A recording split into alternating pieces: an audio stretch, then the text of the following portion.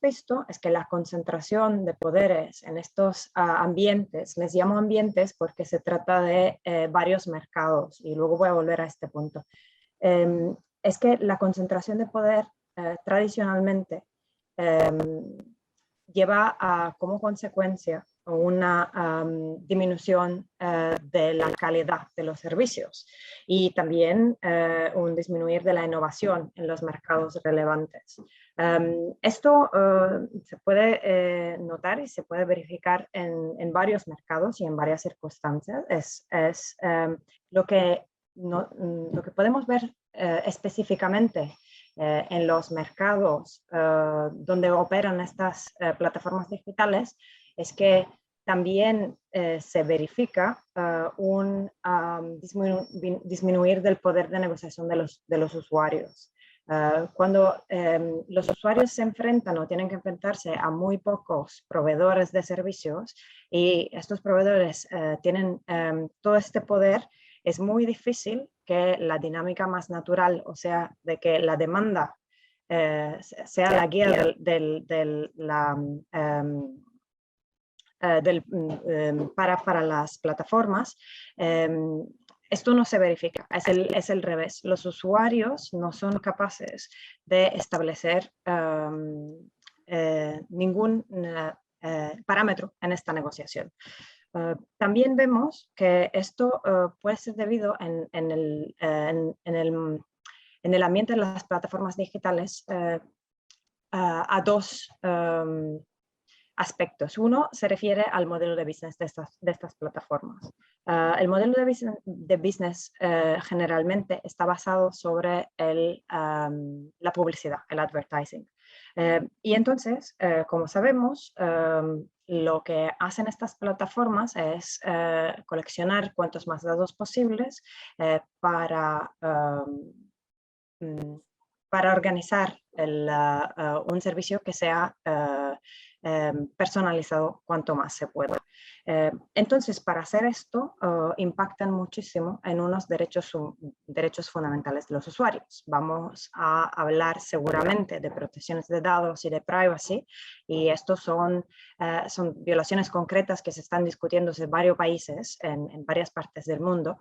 En Europa tenemos varios casos abiertos que llaman a la GDPR, a la regulación europea sobre la protección de datos, pero esto no es nada particular de la Unión Europea. Se están llevando a cabo situaciones parecidas en otros países también.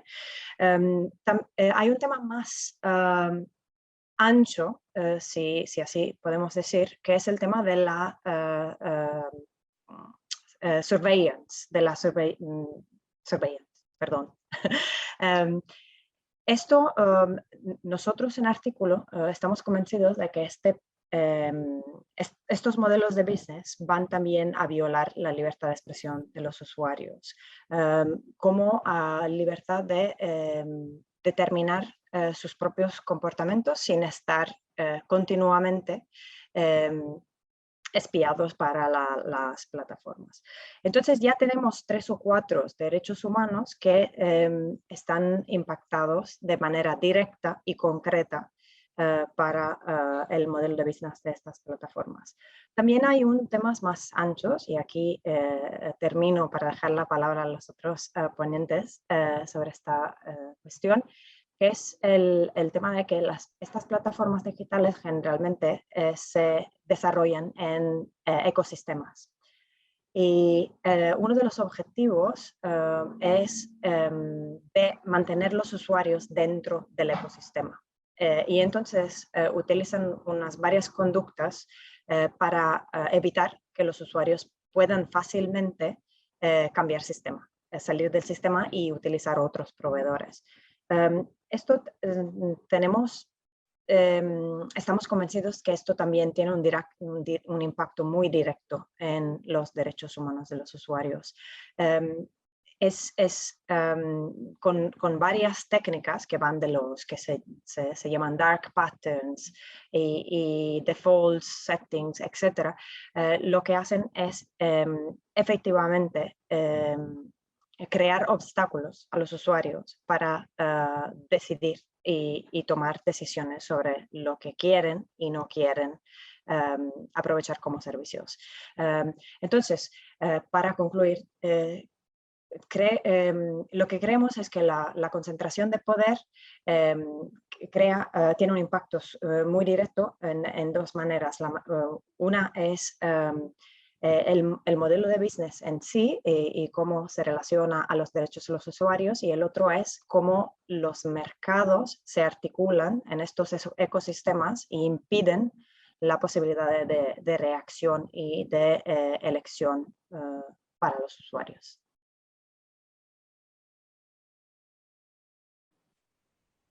Muchas gracias, María Luisa. Entonces, ahora me gustaría pasar a escuchar a Javier también. Perfecto, muy bien. Muchas gracias, Alex. Muchas gracias a todos. Primeramente, muy agradecido por estar en este panel, por haber sido invitado. Y bueno, quisiera por un lado reiterar lo que dijo María Luisa, comparto plenamente sus apreciaciones. En este sentido, también quisiera repasar algunas de las ideas sobre impacto en derechos humanos de la concentración, ¿verdad? Hay impactos un poco más obvios, ¿no? Que son los que más claros que vemos siempre: el impacto a la libertad de expresión en sus dos dimensiones, tanto la individual como la colectiva, y tanto en el aspecto de expresarse y de crear y de publicar información, como también en el aspecto de recibir información. La concentración justamente lo que genera es esta idea de, como recién explicaba María Luisa, hay una sola opción o muy pocas opciones, y cada plataforma, al tener sus reglas muy particulares de moderación de contenidos y de recomendación de contenidos, también nos dejan atados a una sola manera de ver las cosas, de ver el mundo, a ciertos valores casi siempre establecidos desde empresas estadounidenses, y que tienen por lo general como criterio de guía el crear un ambiente sanitizado, digamos, como para que sus anunciantes estén felices, ¿verdad?, de poder anunciar en la plataforma. Entonces, los criterios que informan las decisiones no son muy variados, simplemente porque es la única opción que hay, y esta empresa siempre va a tratar de maximizar sus ganancias, ¿verdad? Entonces, en ese sentido hay un impacto en libertad de expresión. Como también decía María Luisa, está el ejemplo de el impacto en la privacidad, ¿no? Y en el derecho a la protección de los datos personales, impactos que vienen del modelo de negocio de las plataformas, que justamente por su dominio y su alcance se han vuelto muy graves, ¿verdad? Este modelo de negocio no es nuevo, ¿sí? El modelo de la publicidad, o de juntar la mayor cantidad de información posible sobre una persona para dirigirle publicidad, es un negocio mucho más viejo, de hecho también relacionado a los medios tradicionales y a las empresas de telecomunicaciones. Lo hemos visto en otros casos, en distintas partes del mundo. La manera en la que las plataformas lo hacen con estas nuevas tecnologías, y por supuesto su dominio y la falta de respuestas regulatorias, hace que esto sea una amenaza mucho más grande. Pero también hay afectaciones a otros derechos, ¿no? Por ejemplo, el derecho de asociación y reunión. Mucho de asociación y reunión sucede en grupos, por ejemplo, de Facebook, por decir un ejemplo, ¿sí? Ahí se articula acción subsocial, acción cultural, acción política. Entonces, el derecho de asociación y reunión también puede verse afectado. Piensen, por ejemplo, en la caída del servicio de Facebook el día de ayer o antes de ayer, de acuerdo a la zona en la que estén ustedes, verán que ahí se afectó también todo lo que es organización cívica, se afectan también derechos económicos. Piensen en personas que tienen sus pequeños negocios, sus pequeñas changuitas, como se suele decir en argentino, pequeños trabajitos informales, ¿no? Y maneras de depender de una plataforma para vender servicios o productos, si incluso era una economía doméstica. Entonces, derechos económicos, sociales y hasta te diría culturales y políticos también se ven afectados en esto. Y la concentración de tal modo afecta también a personas no usuarias de la plataforma, ¿sí? Piensen, por ejemplo, que el grado de concentración que tiene una plataforma como Facebook, y el grado de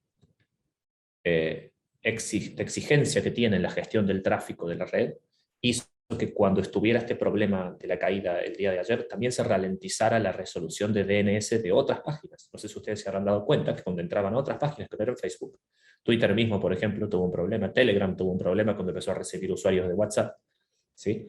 Que cuando se cae un actor, el peso que tiene su ausencia hace que ciertos recursos técnicos también se estresen y se compliquen y afecten a otros, y hace que también la demanda del reemplazo de ese jugador también genere otras pequeñas discrepancias y problemas de tráfico y de peso en Internet. Entonces me parece interesante ver cómo hasta por cuestiones técnicas se distorsiona la manera en la que se negocian y se ejercitan estos derechos.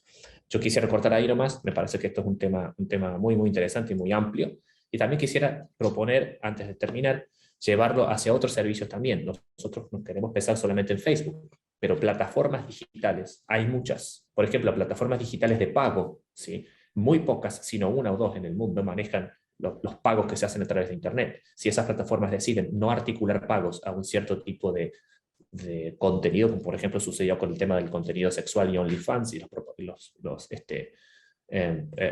articuladores de pagos en línea, pueden directamente eliminar un negocio. Hay otros proveedores de servicios de infraestructura de nube, como por ejemplo Amazon, ¿verdad? Si se hubiera caído Amazon en lugar de Facebook ayer, habríamos tenido un problema muchísimo más grande y muchísimas páginas de Internet habrían sufrido por eso. Entonces tenemos que tratar de salir también del tema de que los derechos humanos impugnan son solo la libertad de expresión y la privacidad en el caso de Facebook. Listo, con eso ya estoy. Muchas gracias. Me toca a mí, gracias, Alex, Sí. gracias por la invitación. Sí, ahora sí, nos sacamos la timidez y nos ponemos a hablar antes que nos presenten. Muchas gracias a Artículo 19, a la Fundación por este espacio tan oportuno, ¿no? Obviamente muy, muy oportuno. Gracias. Y por compartir con colegas tan excelentes como los que tengo. Sobre este tema, yo creo que empiezo diciendo, no sé si saben que los relatores de libertad de expresión todos los años hacen declaraciones conjuntas, planteando distintos temas. Hace unos años hicieron una declaración conjunta sobre los desafíos para la libertad de expresión en la próxima década y plantearon 3 amenazas a la libertad de expresión en el ámbito digital.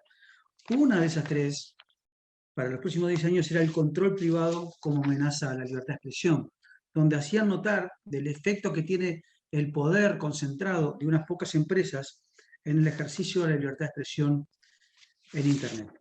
Así que sí, me voy a referir particularmente al efecto en este derecho, y me voy a referir particularmente a las plataformas de contenido, por la relevancia justamente en este terreno, en tanto esas plataformas, lo voy a hablar de redes sociales e incluso motores de búsqueda, se han convertido en intermediarios fundamentales para el ejercicio del derecho fundamental a la libertad de expresión, y en algunos casos además se han convertido en verdaderos espacios de deliberación pública, nuevos espacios públicos, nuevas plazas públicas para el ejercicio de derechos de los usuarios y también de el resto de la sociedad. Lo comparto con Javier, que tendríamos que mirar también el impacto que tiene en otros que no son usuarios. En este sentido, yo creo que el problema de la concentración es un agravamiento es el agravamiento de un problema que viene de la mano del rol que estas empresas intermediarias cumplen. Porque, la verdad, Internet es tan exitoso que nosotros necesitamos de estas empresas para permitirnos acceder a esa información tan brutal que tenemos en Internet para comunicarnos. Ese rol de gatekeepers en sí mismo ya es un problema, pero cuando está sumado con la concentración es donde se pone aún más complicado. Y permítame darle, ahora que están compartiendo una presentación que hicimos de Observacom, cuál es la situación de la concentración en Internet en México, para ir luego rápidamente a los efectos. Si vamos un poquito más adelante, quisiera ir al indicador número 4, que está más adelante, que tiene que ver con algunas de las plataformas y algunos de los espacios, en este caso los motores de búsqueda. En materia de motores de búsqueda, en México, como gran parte de la región, el 96,4% de los internautas utilizan un solo buscador, una sola empresa, que es capaz, por tanto, de ser la puerta de entrada a esa inconmensurable cantidad de informaciones, opiniones e ideas que publicamos incluso nosotros. Todo eso está a través de una mirilla muy pequeñita, de un motor de búsqueda que nos da unas 10 primeras respuestas. No me pongo a valorar la intencionalidad. ni las búsquedas, ni el resultado de la búsqueda, sino fíjense en el poder brutal. Nunca en la humanidad hubo tanta información disponible, tan diversa y plural en Internet. Estoy hablando de Internet. Y nunca en la humanidad tuvo una empresa sola tal poder de permitir el mayor acceso posible a esos contenidos como limitarlo, en función de un resultado, de un ranking de las informaciones que recibimos. Pero si miran el siguiente indicador, tiene que ver con redes sociales. Estamos hablando de otros espacios. Por supuesto que estamos hablando de Facebook en particular. Me refiero al indicador 5, si pueden pasar, por favor. Solo para México, pero esto se repite en todos los países de la región, las principales redes sociales son 2 o 3 solamente. Y Facebook se lleva la ventaja. Verdaderos espacios públicos que tienen regulación privada de estas empresas, que deciden qué se ve y qué no se ve, en qué orden llega la información en nuestro feed o en nuestro timeline, o no se ve, porque también lo pueden ocultar o reducir el alcance, o eliminar incluso. O sea, es un poder de gatekeepers del Internet que sería útil y aplicable a cualquier plataforma de contenido, pero en particular para Observacom esto implica mayor impacto, mayor efecto en la libertad de expresión, cuanto más concentración hay, como en este caso. Indicador número 6, la gran estrella de los últimos días, mensajería instantánea. Y efectivamente, WhatsApp, pero también Facebook Messenger, se llevan el primero y el segundo lugar. Arriba del 90% de los internautas de nuestros países, estos son datos para México, usan la mensajería instantánea de WhatsApp.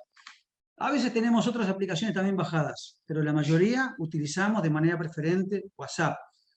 En sistemas que luego abordaré en las próximas preguntas, reforzados por prácticas que violan la neutralidad de red, por prácticas anticompetitivas que hacen que además tengamos WhatsApp casi que por defecto y de que no podemos salir.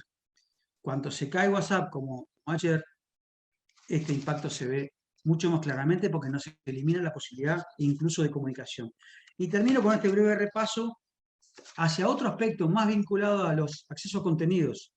Cada vez más la población de nuestros países accede a las noticias a través de redes sociales.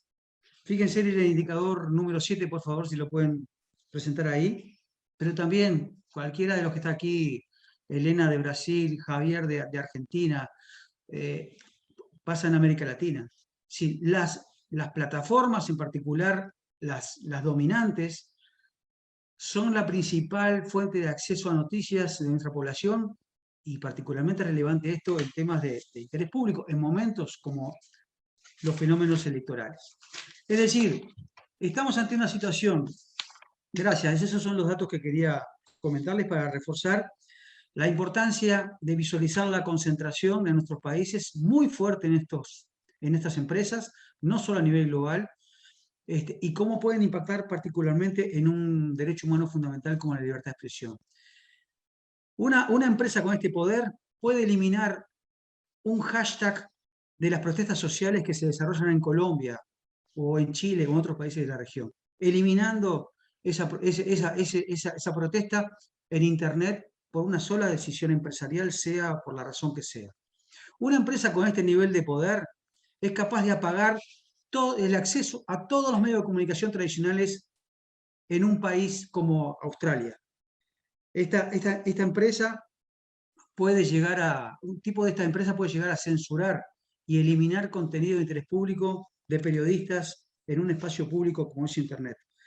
Estamos, como dicen los relatores de libertad de expresión, ante una amenaza muy importante. Los gobiernos siguen siendo un factor muy importante de violación de libertad de expresión, pero cada vez más en las sociedades modernas la censura privada se ha instalado como un tema de enorme preocupación, agravado por una creciente y profunda concentración en 2 o 3 actores transnacionales. Gracias.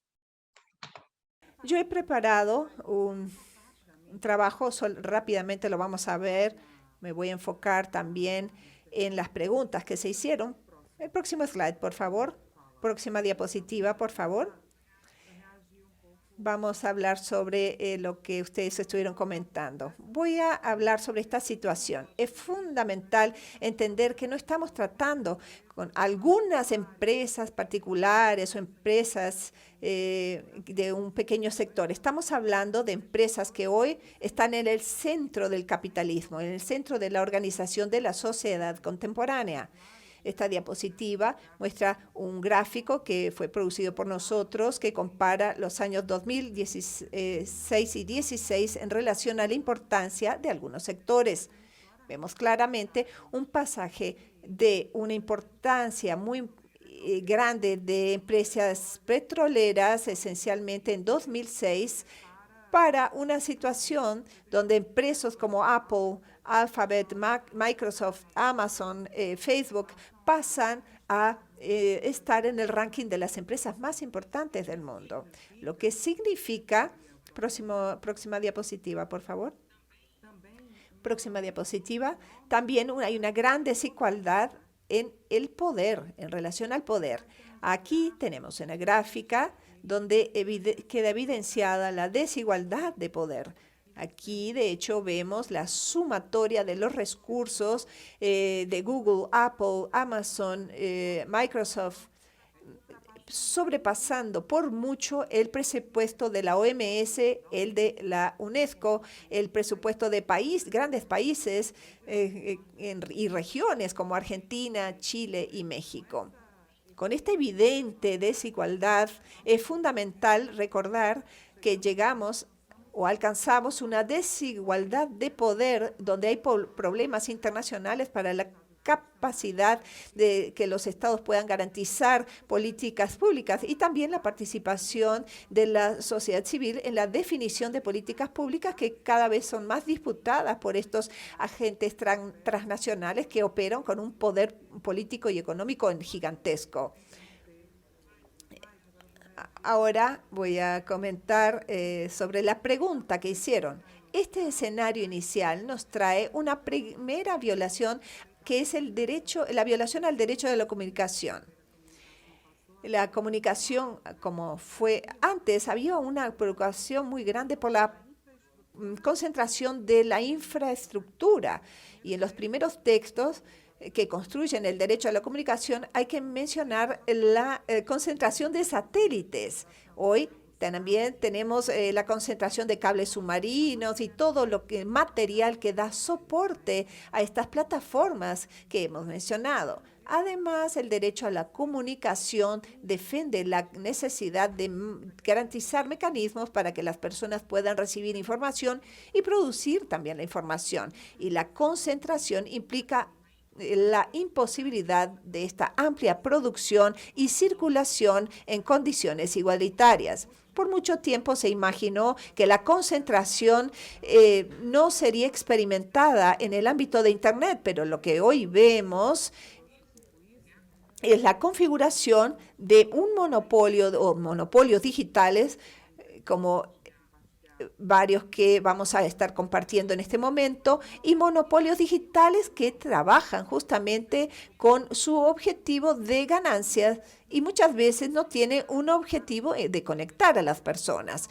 De ahí es que llegamos a otro problema, que es la concentración y toda la visión de Internet como un espacio de negocios y no como un espacio de derechos y ciudadanía. Hace esto con que las personas no estén desconectadas. En una entrevista llamada Tecnologías Libres, se observó los niveles y condiciones de conexión en las comunidades rurales, en los pueblos tradicionales, aquí en Brasil, concluyendo que hay una intensa precarización en la conexión. Más del 20% de la población investigada no tenía acceso a Internet y buena parte de las personas tenían dificultad para acceder a Internet de calidad. La mayoría de ellos lo hacían a través de celular. Eso es un problema cuando pensamos que Internet es fundamental para tener educación y los demás derechos del ser humano. Esa concentración y ese tipo de acceso quedó muy nítido en el contexto de la pandemia. Vemos la desigualdad y que de quién puede y no puede accesar o acceder a Internet. Incluso las políticas públicas que pasan a depender cada vez más de aplicaciones, de celulares. Aquí en Brasil está el auxilio de emergencias para que las personas las personas tienen que registrarse a través de Internet. Entonces, eso significa que no todas las personas pueden hacerlo. Las clases también están sucediendo, que estuvimos durante la pandemia, las personas también necesitan Internet. Entonces, todo esto está conectado. Ya para finalizar, creo que tenemos un problema macro debido a los estados autoritarios que limitan Internet, pero también tenemos un sentimiento de libertad y es una libertad bastante aparente porque la censura privada, como se comentó anteriormente, es muy importante. Esa apariencia de libertad, hablando de neutralidad de la red y también en la libertad de expresión, traemos aquí también otros problemas. Esta aparente libertad se da cuando tenemos, claro, los muros que nos cercan, que nos encierran cada vez más. Estos muros invisibles que impactan el compartir la cultura del conocimiento a través de la flexibilización de cierto acceso a la información, como es el caso de los muros impuestos por Google en la selección de lo que conocemos o no conocemos. Estos son muros que impactan nuestro comportamiento a través de la forma cultural, que justamente son impulsadas por estas plataformas. La captura de datos, efectos de red, operación en varios servicios, también nos trae impactos en relación al derecho a la privacidad, a la privación de datos y a la participación política. Es muy notable como hoy estamos estando siendo condicionados al pago de contenidos en las redes sociales, por ejemplo. Ya, para finalizar, un derecho que cada vez más entra en el debate público sobre plataformas es el derecho al trabajo. Estas plataformas han viabilizado formas de precarización del trabajo y es muy importante que esto esté en nuestra agenda. Gracias.